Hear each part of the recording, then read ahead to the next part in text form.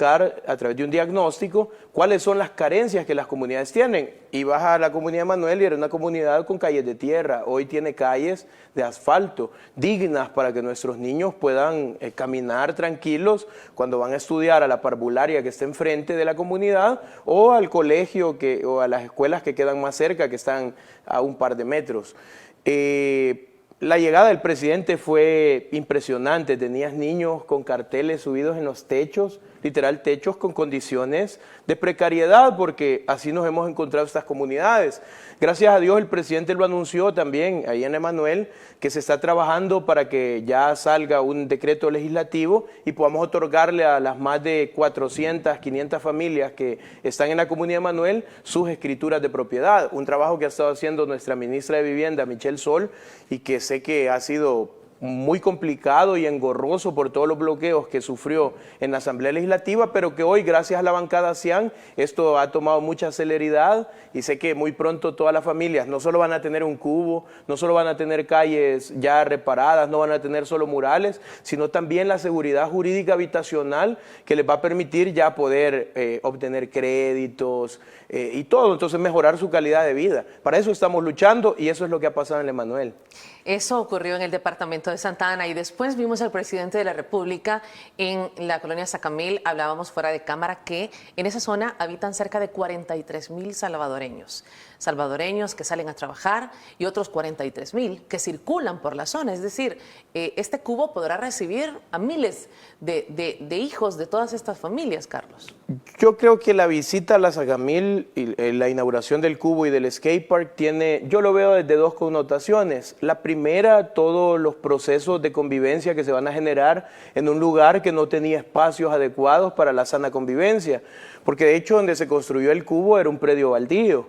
Tenés una cancha muy famosa, que es la cancha número 1, la Polvosa, que no tiene las condiciones adecuadas para hacer deporte, pero que gracias al apoyo que tenemos de la comunidad internacional y ese apoyo que recibe el presidente por sus buenas relaciones con la comunidad internacional, el ACNUR de las Naciones Unidas nos va a dar todos los fondos para que podamos dejarles no solo un cubo, no solo un skatepark, sino canchas en buenas condiciones.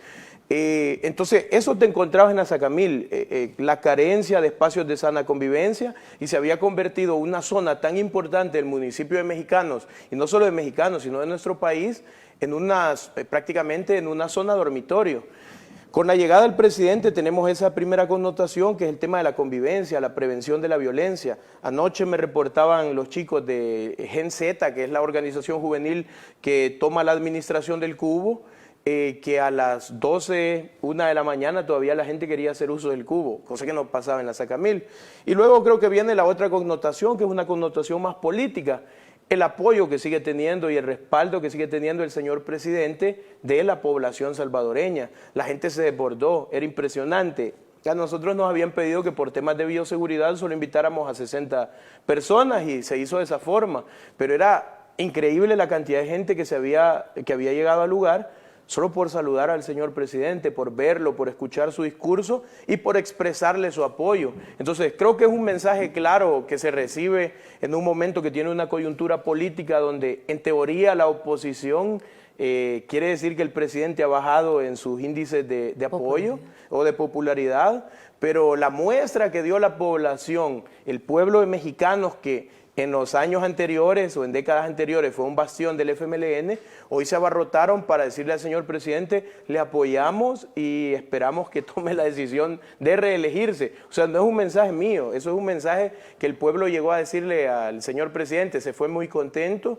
Creo que todos estamos muy felices porque sabemos que estas zonas que estamos interviniendo merecen la pena hacerlo porque nunca sufrieron ninguna intervención. Hoy hemos invertido en ese lugar aproximadamente 1.5 millones y vamos a seguir invirtiendo. Hablar de estas zonas que han estado estigmatizadas y zonas que no podemos negarlo. En el pasado se habían convertido en lugares donde reflejaban índices delincuenciales y de criminalidad muy altos, Carlos. Bueno, la historia de la Sacamil, de hecho, ha sido muy golpeada por temas de violencia, ha sufrido demasiado, y no solo por el tema de violencia, sino en el conflicto armado, una de las más grandes ofensivas la sufrieron los habitantes de la Sacamil. Justamente por eso quizás los gobiernos del FMLN debieron haber invertido en esa zona, por todo el sufrimiento que le generaron a los habitantes de esta zona de mexicanos. Nunca lo hicieron. Entonces, luego viene la década de los 90, las pandillas se instalan en el lugar y también le ha generado mucho sufrimiento. Pero ojo, a un dato, la Sacamil no solo es conocida por temas negativos, sino hay muchos temas positivos.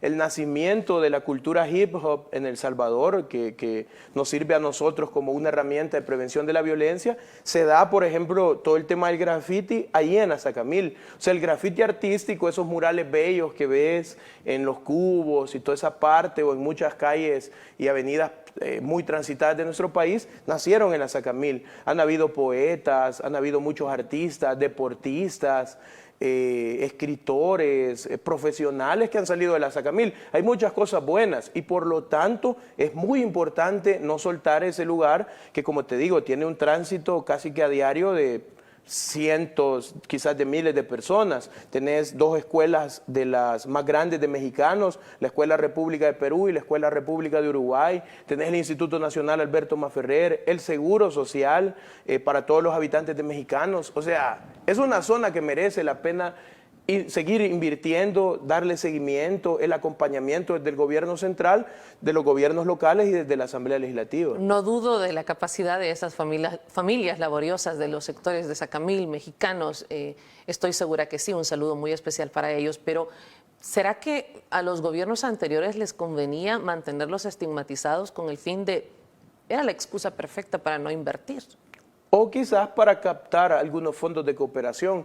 Yo lo he dicho siempre, la violencia para los gobiernos anteriores fue un negocio que entre más engorroso se ponía el tema de violencia juvenil, ellos captaban mucho más dinero que se robaban, que lanzaban a sus ONGs para poder lavar todo ese dinero, captar esos fondos y robarle a los salvadoreños. Eso siempre fue así. Hoy para nosotros la violencia no es un negocio, es nuestro principal enemigo y estamos tratando de combatirlo de forma estratégica a través de prevenir la violencia. Como lo hemos hablado en diversos espacios con el señor presidente, nosotros estamos convencidos, tanto él como presidente y mi persona como director de reconstrucción del tejido social, que la forma mucho más fuerte de combatir la violencia es previniéndola.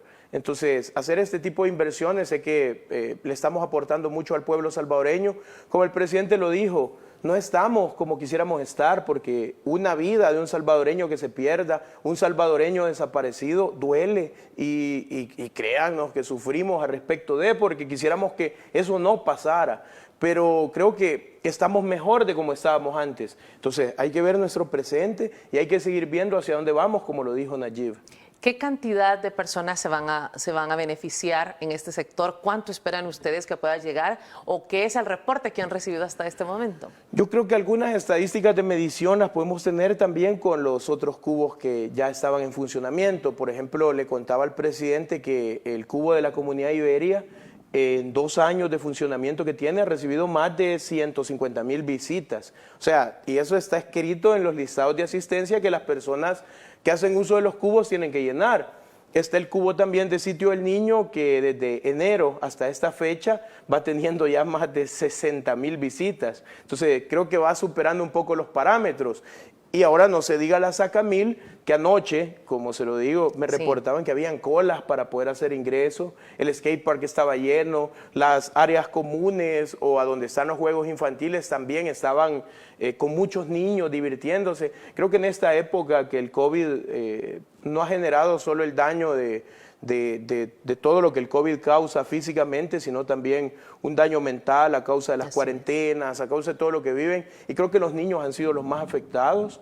Este tipo de espacios va a venir a generarle tanta salud mental a estas comunidades, a estas zonas. Entonces, importante aprovechar todo eso. Yo no quiero ser tampoco irme a un extremo, pero tampoco voy a ser tan pesimista. Y yo creo que este cubo en menos de 6 meses va a tener más de 100,000 visitas.